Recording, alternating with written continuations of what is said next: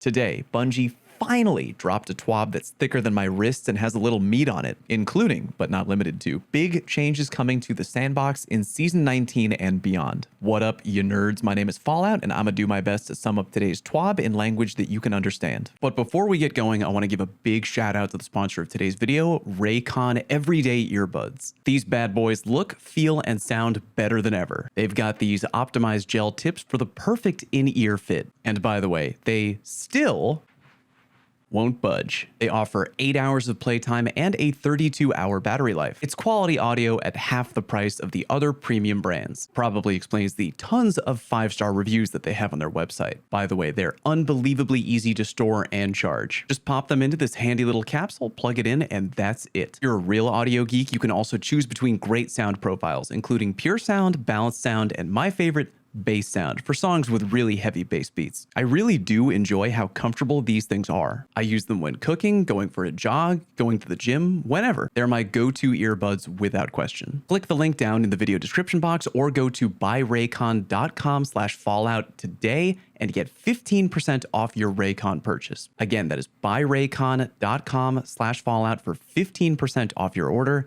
Thank you, Raycon. All right, let's get into the TWAB. First, if you're interested, Bungie issued an apology for a recent wave of bogus bans that was all chalked up to human error. They didn't dive too deeply into the nitty-gritty because they don't want cheaters to be able to improve how they dodged the system, but they're sorry that it happened, and the accounts that were banned apparently have now been unbanned. Still kind of a shitty situation, but really good to see Bungie at least acknowledge and issue an apology. I just hope the guy from D2 Gunsmith comes back. Moving on, we get into the real meat and potatoes, the weapon stuff. As you may know, Bungie is planning on adding a full auto weapon firing setting in-game for Season 19. However, they apparently have no plans on removing the full auto trigger system weapon mod from the game. Any exotics that currently have full auto on the gun as a perk are getting that perk replaced with something new. Traveler's Chosen is getting Surplus, Vig Wing is getting Ensemble, and No Time to Explain is getting Feeding Frenzy. You might remember from my pulse rifle video the other day that this was a very likely scenario to happen. Glad that it did. No comment from Bungie on if regular legendary weapons with full auto are getting that perk replaced in one way or another, but my guess would probably be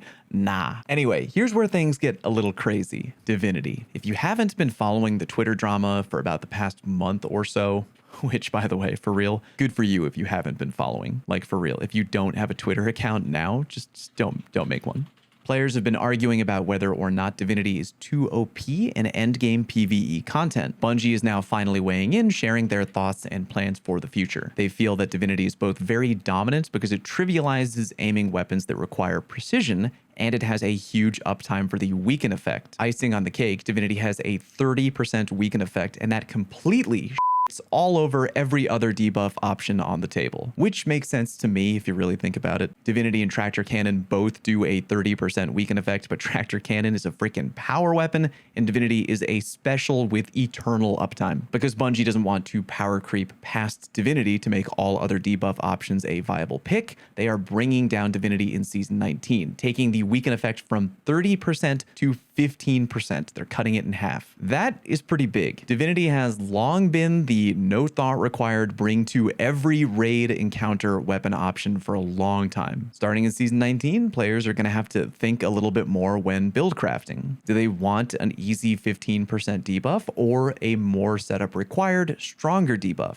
If you listen closely, you can hear tether hunters rejoicing far away. The Divinity change will probably be the most polarizing one in the community and the TWAB today, so do me a favor, take a minute to let me know down in the comment section right now how you feel about it. Do you think Bungie was right to make the change, or are they choosing violence? Bungie goes on to mention that they've been looking at Divinity for a long while now, so think about that before you go on to Twitter and send an angry tweet to Saltagrepo. Moving on, Bungie's going to look at the kinetic damage type sometime post Lightfall to make it more interesting. No additional info given there. Bungie goes on to acknowledge that crafted raid weapons bend adept raid weapons over a barrel, and that outside of hot armor drops, master raids are stupid.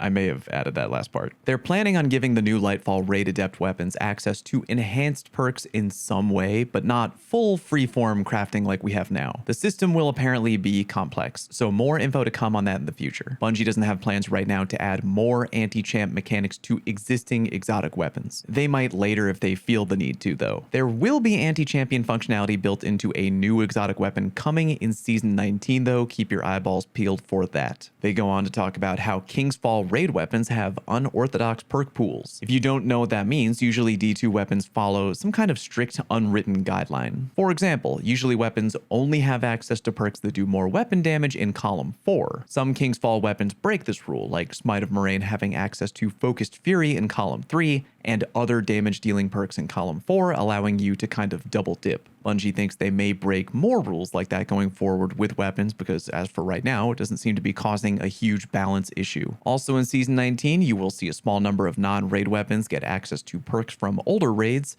Weird. Bungie confirms that Outbreak Perfected does not have persistence because apparently that was a rumor going around. Bungie confirms that weird-ass Xur weapon drops that have jank masterworks, i.e. Cold Denial with an accuracy masterwork, don't actually improve that weapon's accuracy. No comment from Bungie though if Xur will still continue to sell weird-ass weapons with weird-ass bogus masterwork combos. Anything that affects stability at all on a bow will affect the perfect draw window, and Bungie hints that more weapons will be coming down the pipe that integrate in subclass 3.0 verbiage, aka perks like Incandescent. They don't, however, want to tie every single exotic in the game into subclass 3.0 verbs, but plan on adding functionality to several over time. Bungie is toying with the idea about maybe giving the ability to have multiple perks in each column on a crafted weapon, but apparently it's kind of complicated to do that. I mean, if it's taken them half a year to fix the bell issue in Duality, yeah, I'm not gonna hold my breath on this one anytime soon, but hoping we'll get it eventually. Fingers crossed, that would be great. We get confirmation on how the extra perks on ritual rank resets actually work. They share a wonky ass formula, but never mind that. The TLDR is that 4 is the cap. Just do 4 resets and you're at the max. Weapon perks are not weighted in any way, shape, or form. You just have bad RNG. 26 exotic weapons are getting touched in one way or another in Season 19, because why not? Bungie confirms that it's impossible to simply copy and paste D1 content into D2. Wink, wink. Nah, I'm kidding. I just found that kind of shocking, actually. I mean, for example, in D1, Gallarhorn had hidden grenades and horseshoes, and in D2,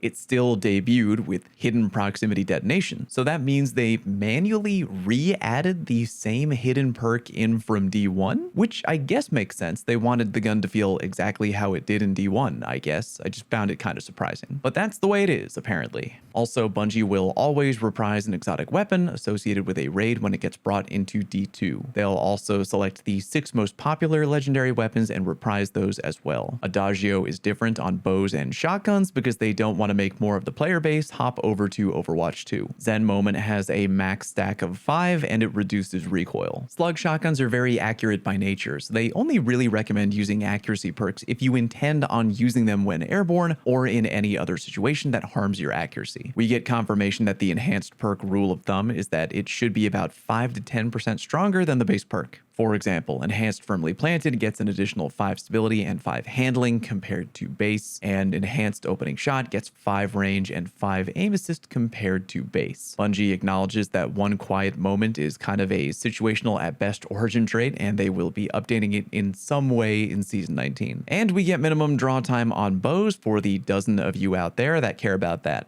Our old friend Mercules shares what makes a god roll on various weapon types in his opinion. I generally agree with all his talking points. Feel free to pause here and read Merc's thoughts at your leisure. TLDR though is that a lot depends on what you want the role of your weapon to be or do, which again I agree with. Bungie agrees that rangefinder is really good, which I agree with for the vast majority of weapons with few exceptions. I've mentioned many a time that for SMGs and sidearms in particular, I literally won't use the weapon if it has a low zoom value or if it doesn't have rangefinder. Bungie plans on removing the added aim assist falloff granted by rangefinder in the mid-season balance pass this season. That still means that rangefinder should be a good weapon perk overall, but it might not feel as sticky at longer ranges as it used to. We get confirmation that the completely busted Jade Rabbit perk is getting tweaked in the near future. With the new rework, you'll be able to build up and store up to 3 improved body shots at a time. So in theory, you could could land 9 crits and then build and save up 3 extra damage body shots,